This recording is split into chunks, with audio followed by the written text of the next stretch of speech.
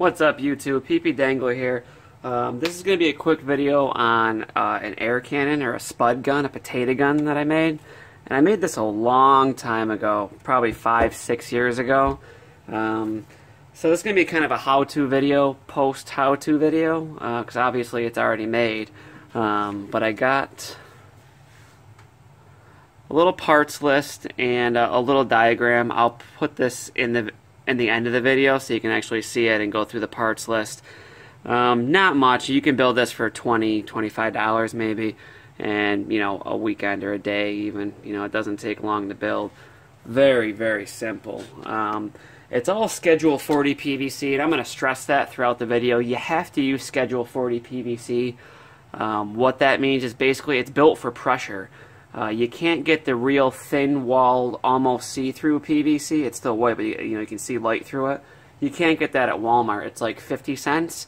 That is, you put 5 pounds of air in that, and that's going to shatter, and it's going to be bad. You have to use Schedule 40. That's what this is. It's thick. I think I got a piece right here. This is left over from my build. This is 2-inch. It's going to have, actually this is 1.5 inches, I'm sorry. But you see right there where it says Schedule 40, SCH40, that's what you want. It has to have that on there. Somewhere on here it'll say built for pressure. Oh yeah, pressure rated right there. PVC, pressure rated 330 pounds per square inch. You see how thick that is? It's got a nice thick wall on it. This is what you need. If you use anything else, you're playing with fire, very dangerous. This is an example of what not to use. Right here, hot and cold PVC. This is nothing. This is junk. Okay? Do not use that. Other than that, it's just taking measurements and, being creative. I got specific measurements on here, but you can do whatever. You got to experiment a little bit. Usually you want a little bit longer of a barrel than your chamber. This is a 2-foot chamber. And a 33 or 34 inch barrel. The chamber is 2 inches. Everything's reduced down. Got a reducer here. I had a little leak, so that's a little bit of JB weld. Like I said, this is old, guys. I've had this for a while. A couple 90-degree. This is a 2-inch to 1/2 inch reduction. 90-degree elbows, and this is like the most expensive piece. This is like $6-7 bucks maybe. It's a 1/2 inch ball valve. 1/2 inch barrel and out. And that's just a bike. It's called a Schrader valve. You can get them at Pep Boys, AutoZone. They might have them at Lowe's. I think I got that at Pep Boys or something. Basically, it's a tire valve stem. You drill out a hole and you pull it through the inside, and that's it. Everything else is just, you're gonna want to sand your pieces after you cut them.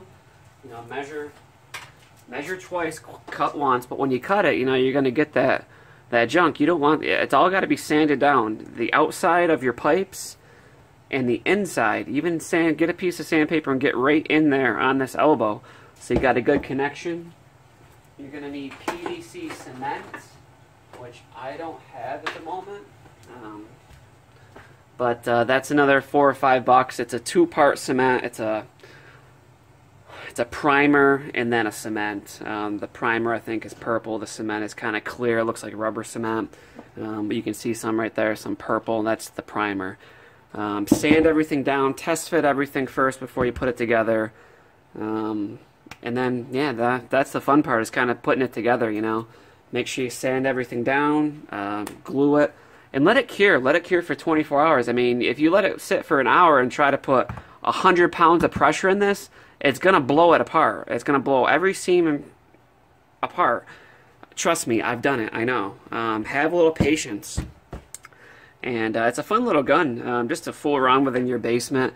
The 1/2 inch barrel is kind of, limits you. You can put double A's in there. The good thing is you want a nice seal. So get a double A and, wrap it up with tissue, and then get yourself a ramrod and kind of squeeze it down there. I filled this up to 110, 115 pounds before maybe. A little pressure gauge there. I'll fill it up right now quick. Not that much, but just to give you an idea. I just got an air compressor here. Hook it up. There you go. I mean, that's 60 pounds. That's gonna, if you get hit with anything like that, you're gonna be in trouble. And then just that's it. Pull that. Don't aim at anybody. Don't shoot at anybody. Be careful. Don't, the first time you do it, you build this, I'm telling you guys, don't fill it up to 100 pounds. You know, start at like 20. Do 5 shots at 20. 5 shots at 40. Test for leaks. You know, make sure this thing isn't going to blow apart. Because if it does, it's going to be bad.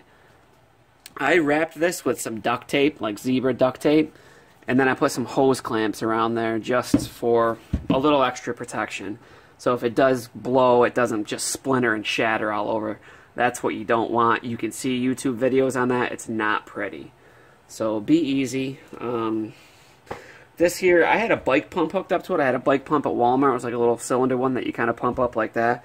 So it was an all-in-one system. I had the bike pump mounted here, and it had a hose that came right to the fill valve. So I could pump it up to 30 or 40, you know, take this out in the woods. But that broke, so now I just play around with it really in the basement. And again, you can experiment with different sizes. Like, you know, I got 2" and 1/2 inch. You can go 3" and inch if you want. You know, you can get crazy. I got one like that. It's not, honestly, it's not as fun because you kind of got to make them bigger to, you know, to get that pressure.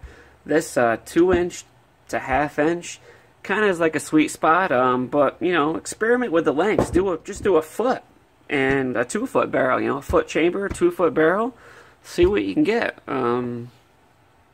It's fun to mess around with, fun to play with.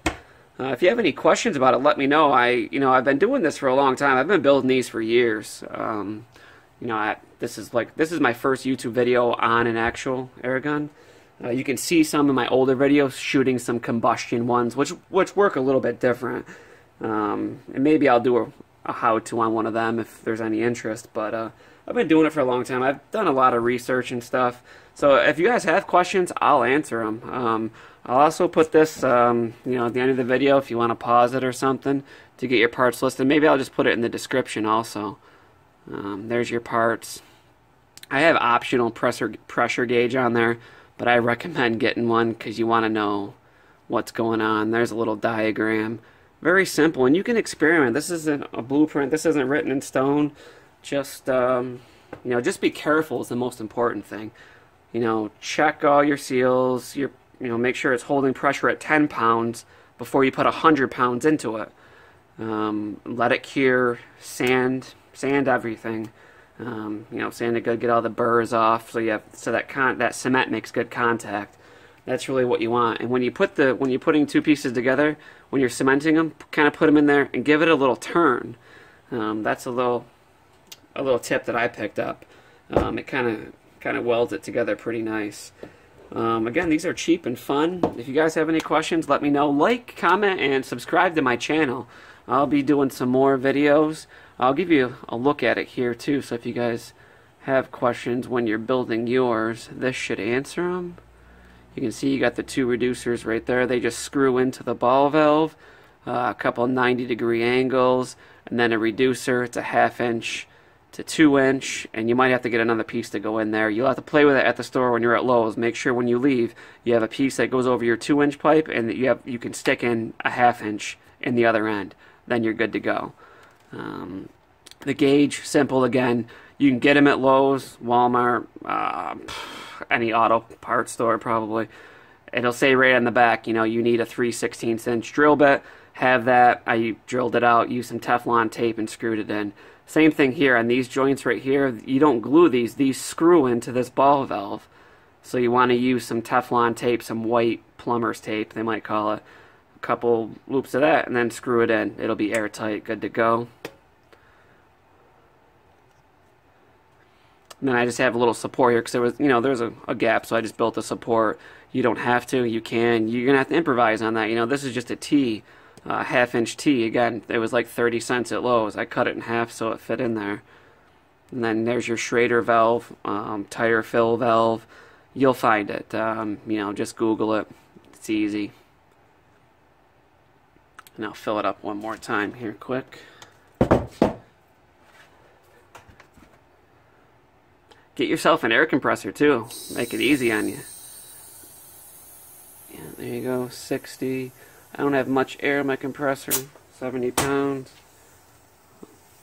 Oh, see, I think I sprung a leak, or maybe that ball joint just open a little bit. Has some power. Alright guys, so that's it. That's going to be the end of the video. Don't forget, like, comment, and subscribe. And if you have any questions, let me know. I will definitely answer them. Alright guys, take it easy. Later.